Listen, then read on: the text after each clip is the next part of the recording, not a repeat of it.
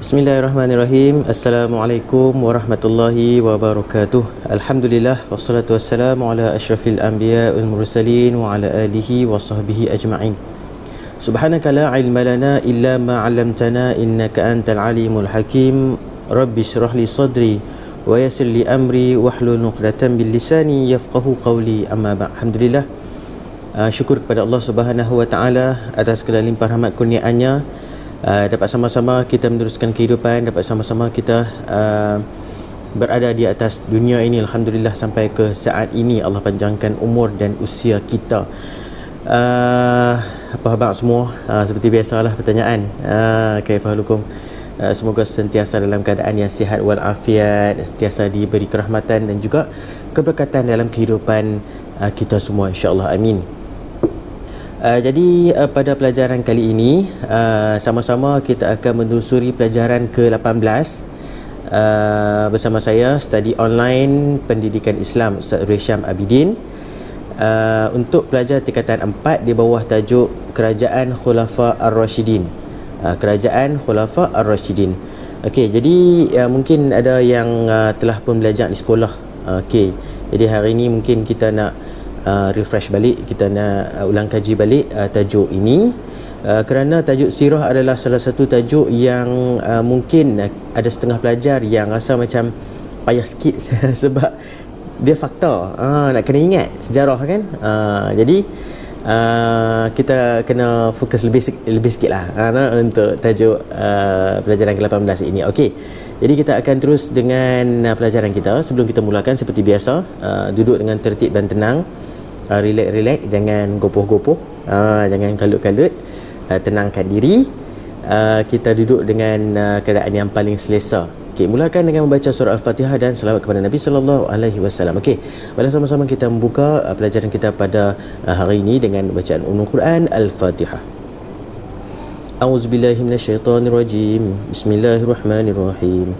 Alhamdulillahirabbil alamin, arrahmanirrahim, maliki yaumiddin, iyyaka na'budu wa iyyaka nasta'in, ihdinas siratal mustaqim, siratal ladzina an'amta 'alaihim ghairil maghdubi 'alaihim waladdallin. Amin. Allahumma salli ala Muhammad wa ala alihi wa sahbihi wa barik wa sallim. Allahumma salli ala Muhammad wa ala alihi wa sahbihi wa barik wa sallim. Allahumma salli ala Muhammad wa ala alihi wa sahbihi wa barik wa sallim.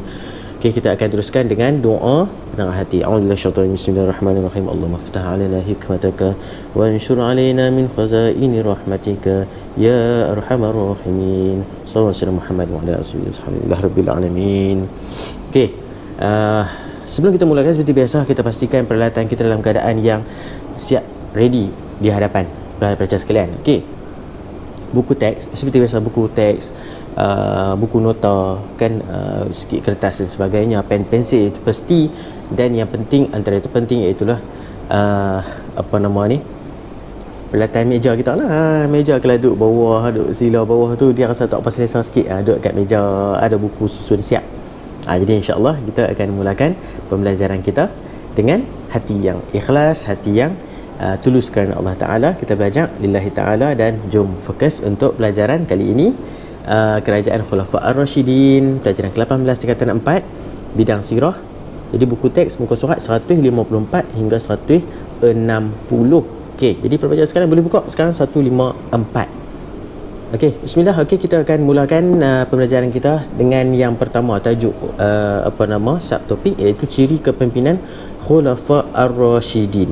Okey, para pelajar sekalian, sebelum kita masuk ke tajuk-tajuk, kita nak ingat balik. Kita nak ingat balik Khulafa Ar-Rashidin kita ada berapa orang? Ada berapa orang? 4. Yang pertama, Khalifah Abu Bakar As-Siddiq, Sayyidina Umar Al-Khattab, Sayyidina Osman bin Affan. Yang keempat, Sayyidina Ali bin Abu Talib. Okey, ingat yang empat-empat itu.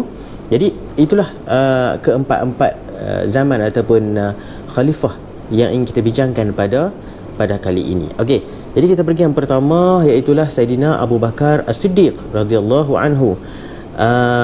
Ciri kepimpinan beliau pada yang pertama iaitu bidang tugas beliau sangat tegas dalam memerangi golongan murtad nabi palsu dan golongan yang enggan membayar zakat.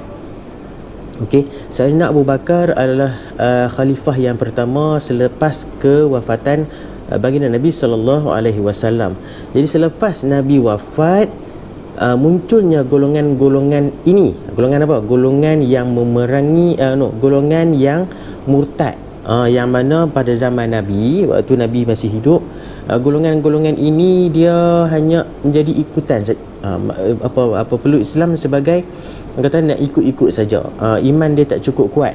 Jadi bila Nabi dah wafat, maka mereka pun dengan sewenang-wenangnya, dengan asa macam tak ada salah apa, mereka pun murtad, keluar daripada Islam. Jadi Sayyidina Abu Bakar mengambil tanggungjawab untuk memerangi golongan murtad ini, dan kemudian munculnya nabi palsu, yang mana pada zaman Abu Bakar ini munculnya Musailamah Al-Kazzab. Musailamah Al-Kazzab yang mana telah pun mengaku menjadi rasul, menjadi nabi. Allahu Akbar. Okey. Dan golongan yang enggan membayar zakat. Siapa yang orang Islam lah, dia pun tak mahu nak bayar zakat. Jadi Sayyidina Abu Bakar telah pun memerangi golongan-golongan ini. Berapa golongan? 3. Murtad, nabi palsu, dan juga yang enggan membayar zakat. Okey, yang kedua, Sayyidina Abu Bakar seorang yang berpandangan jauh, yang mana beliau telah mengarahkan Zaid bin Sabit mengetuai usaha menghimpunkan tulisan ayat Al-Quran, yang mana pada waktu tersebut terdapat pada kepingan batu, tulang pelepah tamar dan kulit haiwan. Kerana apa? Kerana pada waktu tersebut ramai para hufaz, penghafaz Al-Quran yang syahid, terkorban dalam peperangan Yamamah, yang mana waktu tu ramai para penghafaz Al-Quran ini telah pun mati syahid. Kemudian Sayyidina Abu Bakar risau, takut ayat Al-Quran ini tidak dapat dikumpulkan ataupun tidak duduk di jauh-jauh, mungkin ada yang missing di mana-mana. Jadi Sayyidina Abu Bakar mengarahkan siapa? Zaid bin Sabit untuk mengetuai, jadi ketua, cari balik ayat-ayat Al-Quran yang mana pada zaman Nabi tidak dibukukan ataupun tidak dikumpulkan. Ada yang tulis di atas kepingan batu, tulang pelepah tamar dan kulit haiwan. Jadi macam-macam medium tulisan Al-Quran itu. Jadi Sayyidina Abu Bakar ambil inisiatif untuk arahkan Zaid bin Sabit kumpul balik, himpun balik. Okey, itu Sayyidina Abu Bakar pada zaman Sayyidina Abu Bakar. Kemudian Sayyidina Abu Bakar juga seorang yang setia pada arahan Rasulullah sallallahu alaihi wasallam, yang mana Nabi sallallahu alaihi wasallam telah pun menghantar Usamah bin Zaid sebagai panglima angkatan tentera Islam kepada kerajaan Ghassan. Kemudian Sayyidina Abu Bakar sambung balik.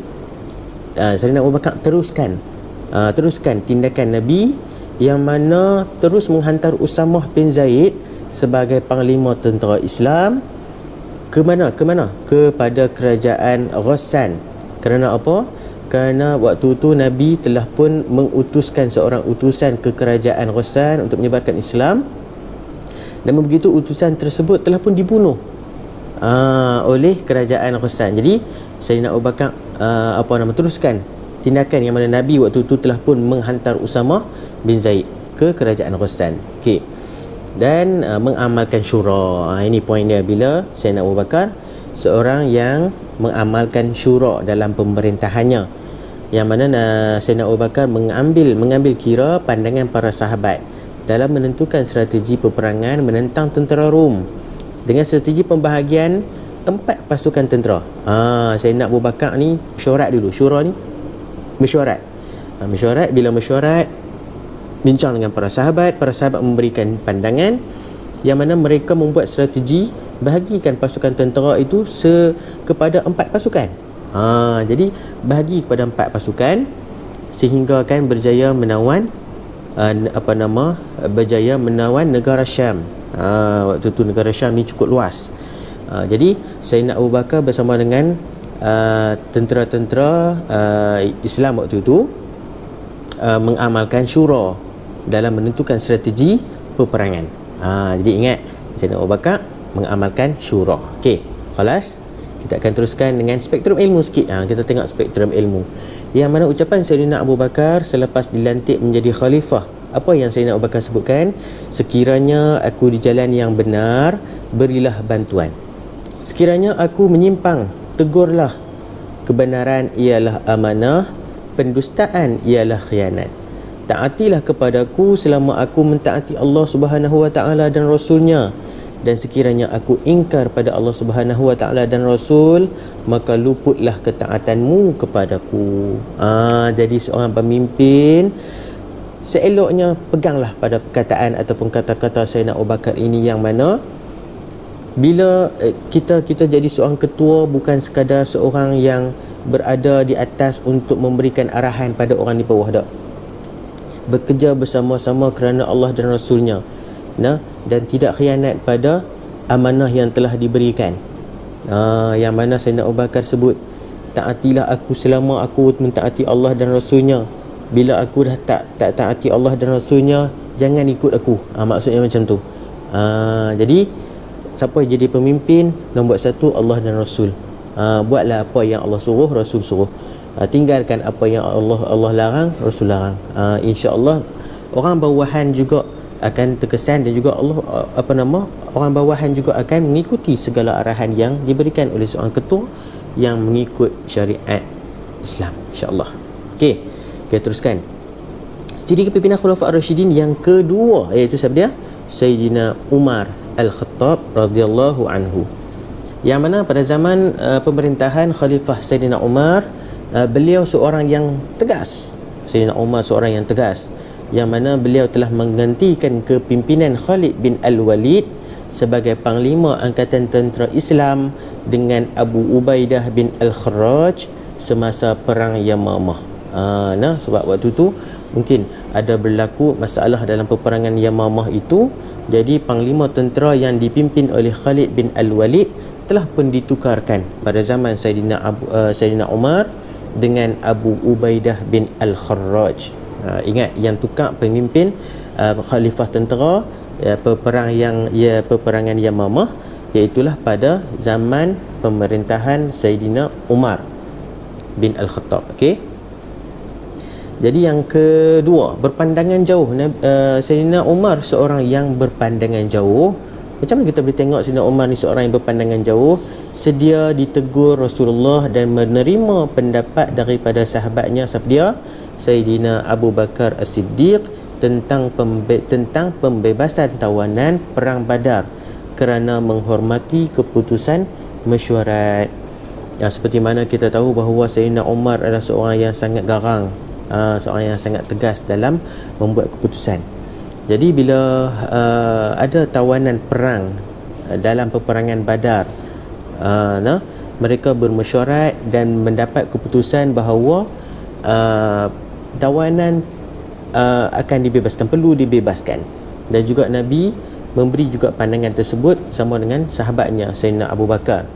Jadi Sayyidina Umar laksanakan arahan tersebut dengan membebaskan tawanan perang Badar. Kerana apa? Semua telah pun bermesyuarat dan sepakat bahawa tawanan perang Badar perlu dibebaskan. Okey, pandangan jauh. Sayyidina Umar juga seorang yang adil. Sayyidina Umar juga seorang yang adil. Kisah yang sangat masyhur yang mana Sayyidina Umar sentiasa turun ke padang. Ayat turun ke padang maksudnya melihat keadaan rakyat sendiri, yang mana rakyat ada yang miskin, rakyat ada yang kelaparan.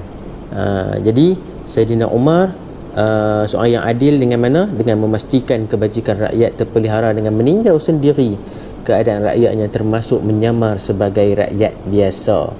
Ada rakyatnya yang tidak kenal pun siapa dia ni, sehingga kan Sayyidina Umar menghantar sendiri makanan ke rumah rakyatnya, sampaikan orang tak tahu ni siapa dia ni. Rupanya bila diberitahu, itulah Khalifah Ar-Rasyidin Sayyidina Umar Al-Khattab, seorang yang sangat hebat.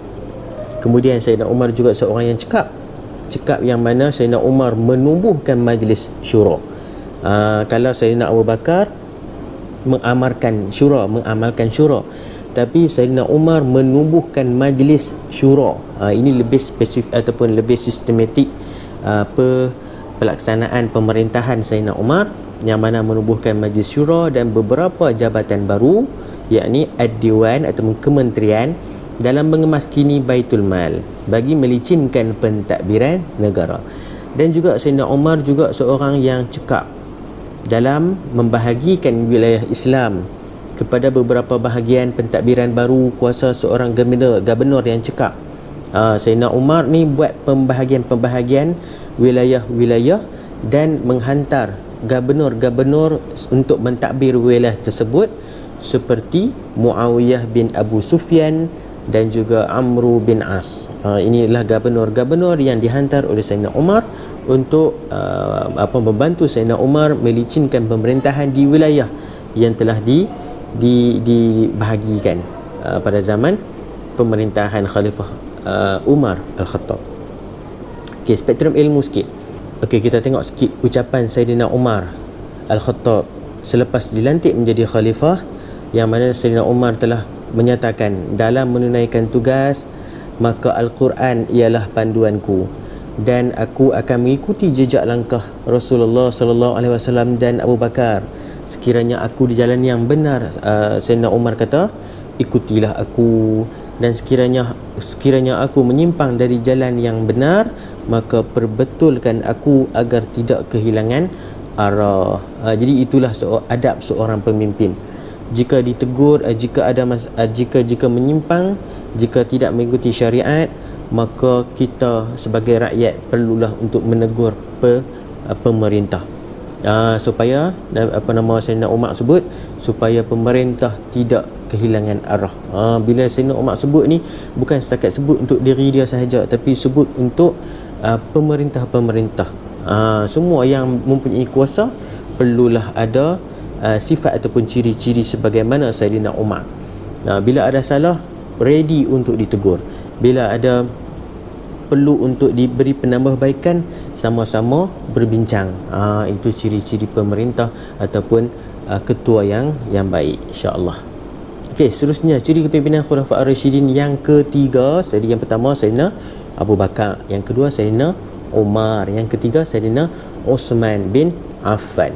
Okey, pada zaman Sayyidina Uthman bin Affan, beliau seorang yang berpandangan jauh, yang mana Sayyidina Uthman telah menubuhkan jawatan kuasa khas pembukuan Al-Quran, yang mana diketuai oleh Zaid bin Sabit, yang menggunakan lahjah Arab Quraisy, yang dikenali sebagai Mushaf Utsmani, demi memelihara kesucian Al-Quran. Yang mana pada zaman Sayyidina Abu Bakar, memerintahkan untuk mengumpulkan saja, tak dibukukan lagi. Zaman Sayyidina Uthman barulah dibukukan. Itu kena ingat tu. Pada zaman Sayyidina Abu Bakar, diperintahkan untuk mengumpulkan sahaja, mereka tak bukukan lagi. Jadi pada zaman ada dah buku tu, cuma tak dicantikkan, tak disistematikkan pembukuan tersebut. Namun pada zaman Sayyidina Uthman telah pun mengambil satu langkah yang cukup tepat, yang mana Sayyidina Uthman telah pun mengarahkan Zaid bin Sabit mengetuai jawatan kuasa khas untuk membukukan Al-Quran, yang mana menggunakan lahjah Arab Quraisy. Sebab orang Arab ni banyak lahjah macam kita lah, pelat kan. Tapi Sayyidina Uthman menggunakan pelat yang orang kata standard, lahjah Arab Quraisy, yang mana sampailah ke saat kita sekarang ni menggunakan lahjah tersebut yang dipanggil lahjah Arab Quraisy, dalam dipanggil mushaf tu, Mushaf Utsmani. Sampai sekarang kita guna. Okey. Sayyidina Uthman seorang yang berfikiran terbuka. Macam mana kita tengok Sayyidina Uthman seorang yang berfikiran terbuka, itulah melonggarkan syarat penggunaan harta Baitul Mal.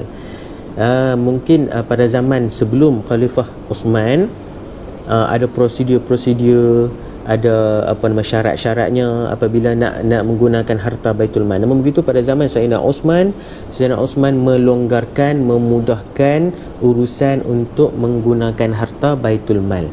Kemudian Sayyidina Uthman juga membenarkan sahabat keluar daripada kota Madinah.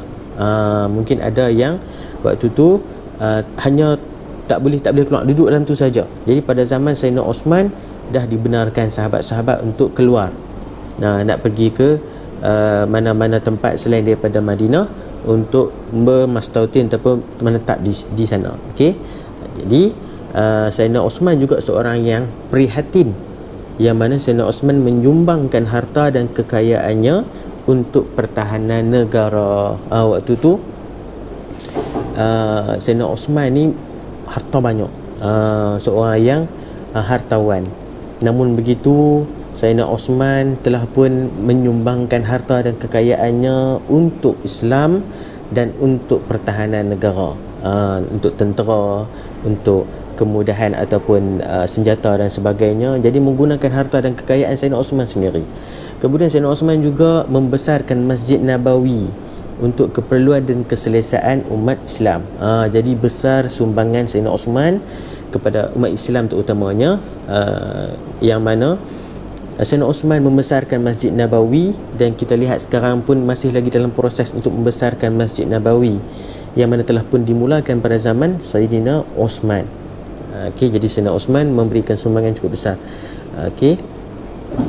untuk besarkan Masjid Nabawi. Kemudian Sayyidina Osman juga seorang yang inovatif inovatif, yang mana Sayyidina Osman menubuhkan angkatan tentera laut sehingga berjaya meluaskan empayar Islam khususnya di Syam dan Mesir.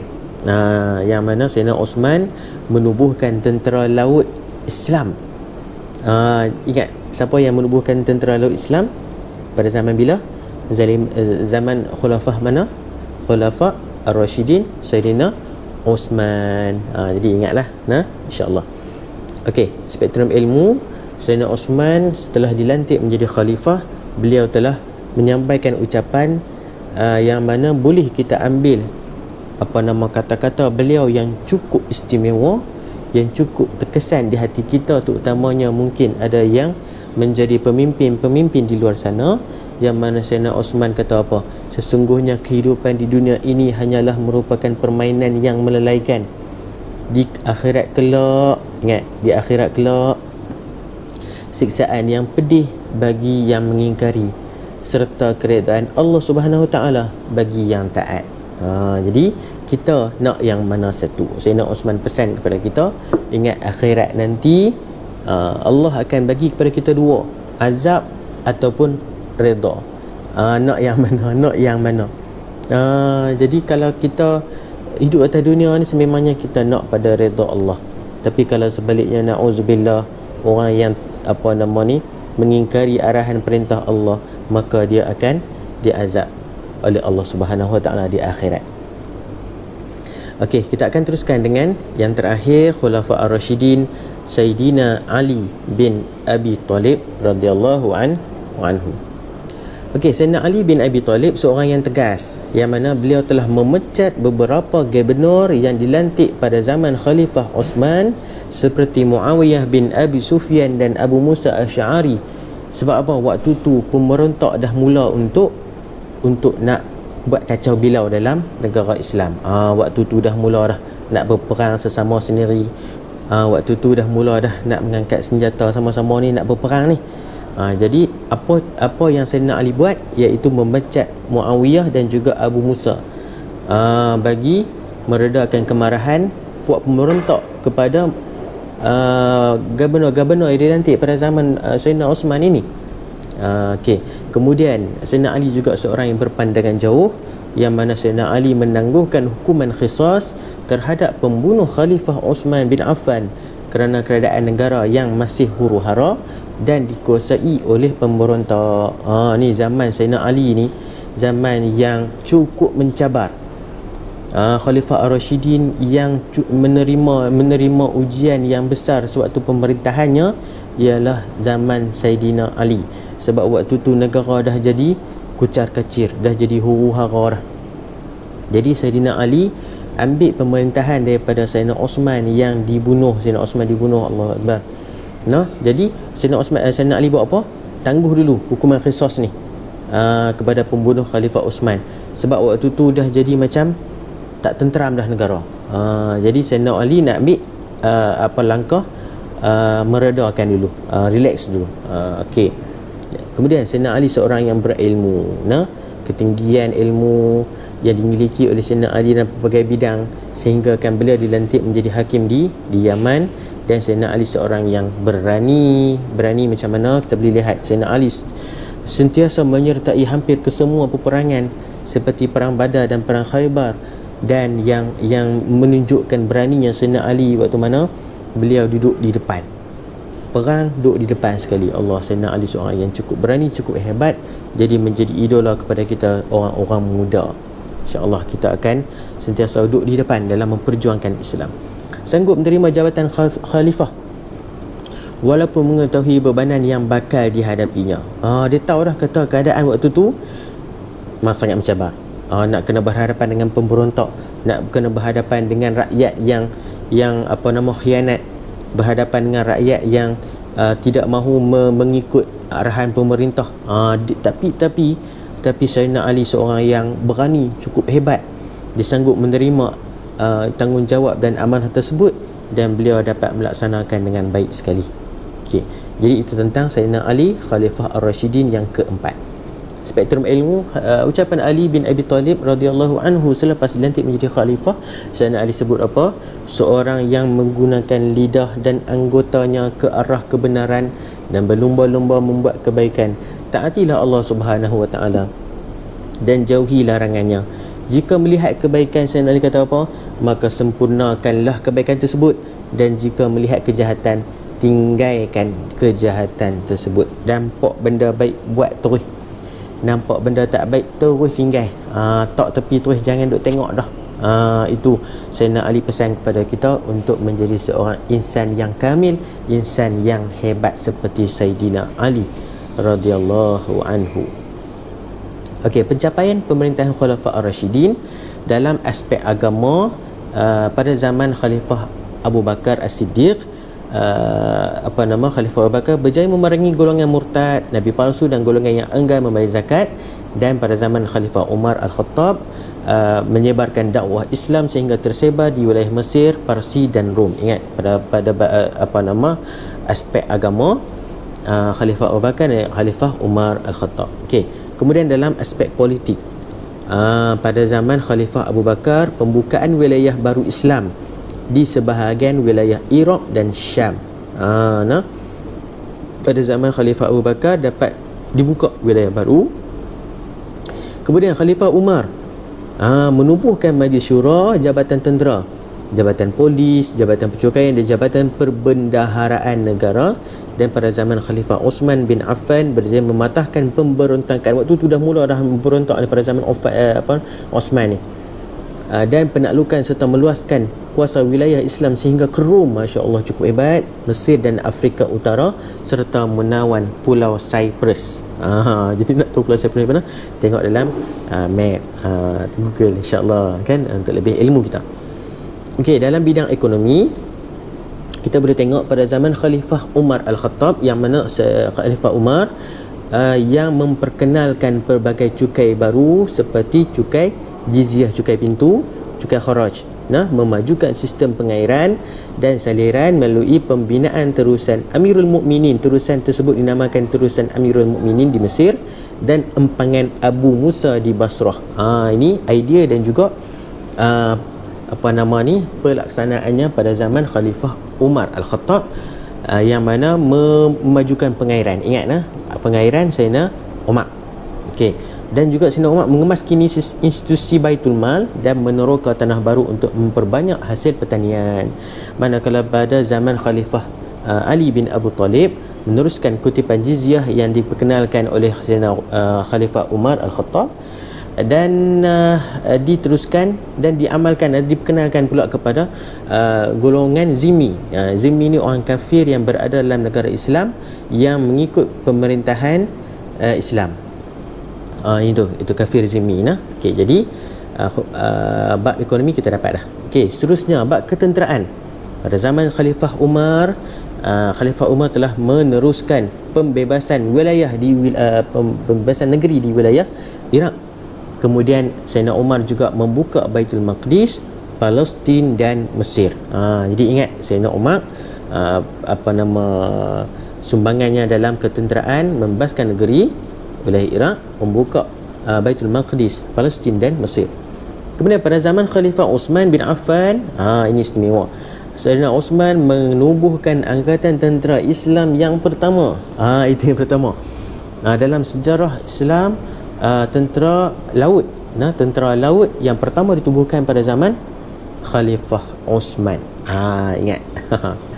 Okey. Kemudian dalam aspek sosial, zaman Khalifah Umar dapat dilihat tentang sosial ini, yang mana Sayyidina Umar mengasaskan takwin Islam sebagai asas permulaan pengiraan tahun hijrah. Yang kita mulakan hijrah ni, yang kita guna tahun hijri ini, diasaskan, dimulakan pada zaman Khalifah Umar Al-Khattab. Kemudian memperkenalkan undang-undang pentadbiran tanah untuk menghormati hak sosial dan menjaga kebajikan rakyat, dan membina kemudahan awam seperti tali air untuk kemudahan pertanian. Okey. Kemudian pendidikan, Khalifah Abu Bakar As-Siddiq mengumpulkan dan menulis semula naskah Al-Quran kerana 70 orang penghafaz Al-Quran syahid dalam peperangan Yamamah. Kemudian Khalifah Umar menubuhkan sekolah, iaitu yang dinamakan Al-Kutub, yang dikhususkan untuk kanak-kanak, dan Khalifah Osman menjelaskan bacaan qiraah dan penulisan mushaf Al-Quran menggunakan bahasa Quraisy dengan nama Mushaf Utsmani. Mushaf Utsmani. Zaman Abu Bakar kumpul tulis semula, zaman Osman berkenaan Quran depa selaraskan balik, depa murnikan balik, dan juga buat penulisan semula menggunakan bahasa Quraisy, bahasa standard, dengan nama Mushaf Utsmani. Okey, seterusnya iktibar. Bila main iktibar ni laharan ni. Laharan ni insya-Allah. Okey, iktibar yang boleh kita dapat melalui pemerintahan Khulafah Ar-Rasyidin. Yang pertama, kita hendaklah mencontohi kepimpinan khalifah dengan mengutamakan kesejahteraan agama, rakyat dan negara. Jadi ketua berat tanggungjawab, yang mana kena mengutamakan orang lain daripada diri sendiri. Bukan jadi ketua duk fikir pokok sendiri dah. Fikir tu amanah yang Allah akan tanya kepada kita di akhirat nanti. Jadi ikut Khulafah Ar-Rasyidin, yang mana mereka menunjukkan contoh teladan yang terbaik bagi seorang pemimpin, yang mana mengutamakan kesejahteraan agama, rakyat dan negara. Kemudian yang kedua, kita hendaklah menggiatkan usaha dakwah agar kebenaran Islam dapat disebarkan. Jadi seorang ketua, jadi seorang pemerintah bukan sekadar mengarahkan orang saja, tapi yang lebih penting usaha untuk menyebarkan Islam itu. Jadi giatkan usaha dakwah bila duduk di takhta. Contoh macam tu lebih mudah. Kemudian kita hendaklah mengukuhkan perpaduan umat Islam dengan memelihara hak antara satu sama lain. Pemerintah kena ambil tanggungjawab yang sangat berat untuk mengukuhkan perpaduan umat Islam. Sebab ketua ni mainkan peranan. Kata-kata ketua ni menyatukan menyatukan umat Islam, memelihara hak antara satu sama lain. Kemudian kita hendaklah menyumbangkan kepakaran untuk pembangunan dan kemajuan negara. Kita hendaklah mengamalkan akhlak yang terpuji. Jadi pemimpin kena jadi orang yang berakhlak. Jadi contoh kepada orang lain. Orang lain tengok kita, orang lain jadikan kita sebagai idola, ikon. Kalau kita sendiri pun cakap tak apa nak cantik, tak untuk aurat, nak jadi pemimpin macam mana? Jadi pemimpin kena ada akhlak yang terpuji. Sebab apa? Orang nak contohi kita sebagai seorang pemimpin. Dan yang keenam, kita hendaklah menyokong kegiatan ekonomi umat Islam supaya umat Islam dihormati. Sokong orang bisnes, sokong orang buat kerja amal. Jangan kita duk pergi sekat pula, jangan kita duk pergi band pula. Macam tu. Orang nak buat kerja amal, kita tak boleh nak buat, jangan duk kata apa, sokong, dan kita akan juga dapat saham pahalanya tu. Jadi inilah 6 iktibar untuk pemerintahan Khulafah Ar-Rasyidin. Wallahu ta'ala a'lam. Boleh boleh insya-Allah. Untuk tajuk kerajaan Khulafah Ar-Rasyidin selesai pada waktu ini. Jadi mungkin para pelajar boleh rujuk nota yang Ustaz sertakan di link di bawah ini. Di bawah ini ada link untuk download bahan slide ini terutamanya, dan boleh buat rujukan pada mana-mana sumber yang lain, dan insya-Allah sama-sama kita teruskan pembelajaran pengajian kita, dan semoga kita semua akan beroleh manfaat dan kebaikan bersama. Jangan lupa komen, like dan share perkongsian ini. Semoga semuanya akan diridai Allah Subhanahu wa taala. Yang baik itu datang daripada Allah Subhanahu wa taala, dan yang kurang itu datang daripada kelemahan di Ustaz sini. Minta maaf, minta ampun ada kekurangan, kesilapan. Kita jumpa lagi dalam slot seterusnya dalam study online bersama Ustaz Rohisham Abidin. Wallahu taala alam. Jumpa lagi. Assalamualaikum warahmatullahi wabarakatuh.